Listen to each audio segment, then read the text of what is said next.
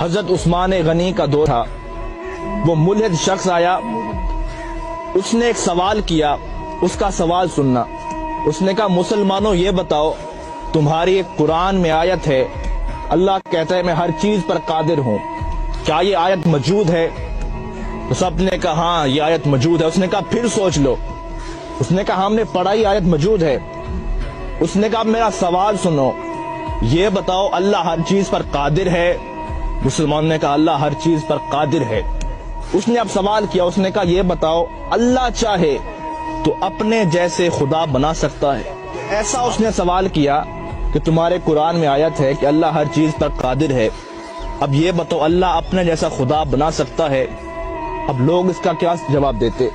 اگر کہتے ہاں تو توحید خطرے میں تھی، اگر کہتے نہ تو قرآن خطرے میں تھا۔ لوگ بڑے پریشان ہوئے، آخر فیصلہ ہوا اس شخص کو قتل کر دیا جائے۔ وہ شخص مسکرا پڑا، اس نے کہا میں تو قتل ہو جاؤں گا لیکن میرا سوال زندہ رہے گا، اس سوال کو لوگ سنیں گے اور میرا ایک نظریہ، میری ایک جماعت بن جائے گی۔ فیصلہ روک دیا گیا، اسے قتل نہ کرو۔ آپس میں بیٹھے عالم حضرات، لیکن اس کا کوئی جواب نہیں بنا۔ ایک بوڑھا شخص بیٹھا تھا، اس نے کہا تیرا کیا سوال ہے؟ آ تجھے علی کی چوکھٹ پہ لے چلتا ہوں۔ وہ چل پڑا، علی کی دہلیز پر پہنچے، مولا علی باہر گئے ہوئے تھے، باہر لوگوں کا ہجوم تھا، سوال ہی ایسا تھا۔ مولا علی شیر خدا واپس آئے، دیکھا لوگوں کا رش تھا، آپ نے پوچھا کیا وجہ ہے؟ اس نے کہا یہ غیر ملحد شخص خدا کو نہیں مانتا، اس کا ایک سوال ہے۔ آپ نے کہا بتاؤ۔ اس نے کہا علی سوچ سمجھ کے جواب دینا، سوال بڑا مشکل ہے۔ مولا علی نے کہا آج تک کوئی ایسا سوال ہی نہیں بنا جو علی کو مشکل میں ڈال سکے۔